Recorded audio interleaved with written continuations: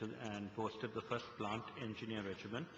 He presently holds the appointment of Chief Field Engineer and is responsible for demining activities and post-conflict reconstruction in the north and east, carried out in close liaison with government, non-governmental bodies and UN agencies. During his career, he has been decorated with many service medals, including the North and East Operations Medal, Virasa Campaign Medal and Uttama Seva Padakkama. He holds 2 master's degrees, a Master of Science in Management from the Sir John Kotelawala Defence University and a Master of Science in Disaster Management from the University of Peradeniya.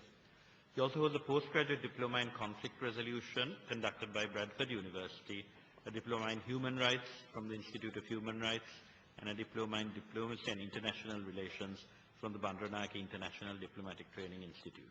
Brigadier Wijeyaratne.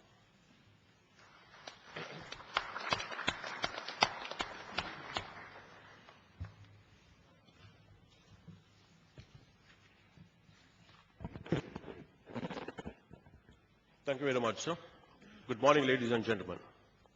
In the next 15 minutes or so, I'll be discussing on the humanitarian demining conducted by the Sri Lanka Army Humanitarian Demining Unit towards facilitation of reconstruction and resettlement, along with rapid restoration of normalcy. With the signing of the ceasefire agreement between the government of Sri Lanka and the LTT in 2002, Sri Lanka Army commenced its humanitarian demining activities in the country. US Department of State, through its contractor, RONCO, offered assistance to humanitarian mine action in Sri Lanka, and the program commenced from August 2003, resulting in improvements in every aspect of the demining activities conducted by the Sri Lanka Army. Sri Lanka Army Humanitarian Demining Contingent, the only state organization involved in mine action in Sri Lanka, possesses the capability of executing operations in all 3 internationally accepted methods, namely manual, mechanical, and mine detecting dogs. Ladies and gentlemen, as you can see, these mechanical assets are known as the flail machine. It is controlled by a transmitter from a maximum distance of 2,000 meters. It has the capability of clearing 8,000 to 9,000 square meters per day. These machines are primarily used for area reduction and quality assurance. Mine detection dogs could clear approximately 700 square meters per day and could detect landmines at an average depth of 10 to 13 centimeters. Once the dog detects the mine, it sits on the ground, and thereafter the manual deminer will clear the contaminated area. Dogs can also be effectively utilized for area reduction and quality assurance. Self-relied demining is only possible with manual deminers. And as you can see on the video, he initially carries out a visual check and feels for any kind of obstacles and then clears for vegetation. Thereafter, he uses the mine detector and subsequently uses the prodder to find the exact location of the mine. Manual deminer could clear only 10 square meters for a day. And as you saw, it's a high-risk task which requires total attention and concentration. Above all, it's very strenuous and something you could never rush. To minimize the risk of civilian casualties other than mine clearance operations, mine risk education was given a high priority. Also, the officers and men of field engineer units were trained on mine action management along with basic and advanced trauma life support, which are mandatory aspects in any mine clearing operations. UNDP also assisted Sri Lanka primarily in coordinating and supporting National Steering Committee for Mine Action and District Steering Committees for Mine Action in Vaunia, Mena, Kilinochchi, Mullaitivu, and Jaffna. UNDP Mine Action programs provided and continues to manage information management system for mine action in close coordination with all other stakeholders.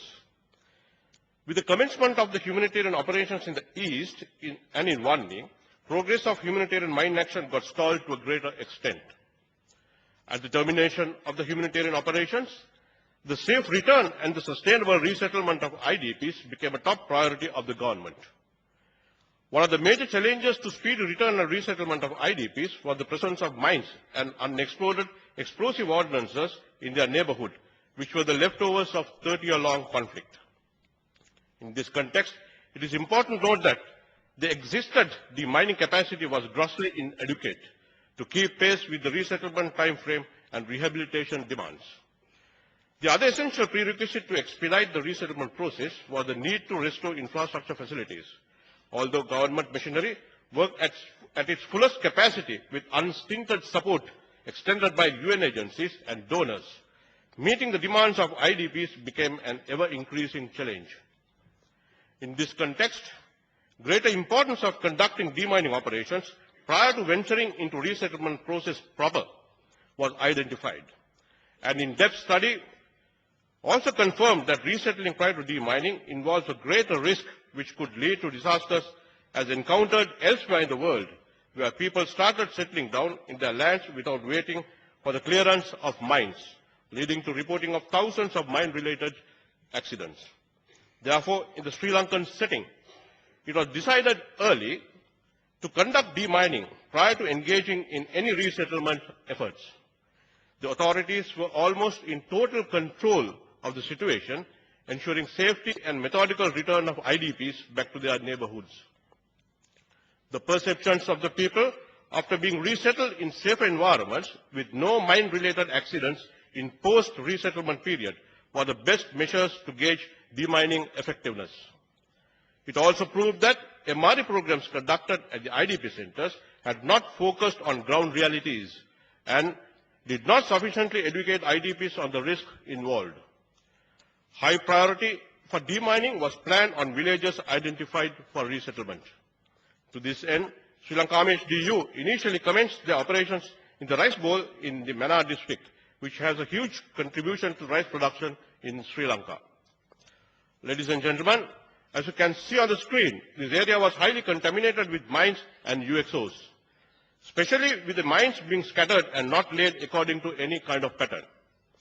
But HDU were able to clear 39 square kilometers of land within a very short period of time, recovering over 7,000 LTT-laid anti-personnel mines and over 1,500 UXOs.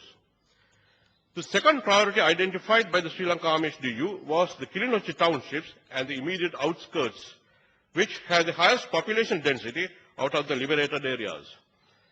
Subsequent to clearance of a sizable area to facilitate immediate resettlement, very much in Kilinochchi, due to capacity constraints, Sri Lanka Army HDU focused their efforts to Mullaitivu district, where the density of contamination was found to be very high. As you can see on the screen, total area allocated to HDU was 1,556 square kilometers, and to date, HDU has cleared 1,285 square kilometers, which is approximately 83% of the total area entrusted. However, as people are returning to their homes, it is essential that the areas used for livelihood and lands with socio-economic bearing and infrastructure be cleared in parallel.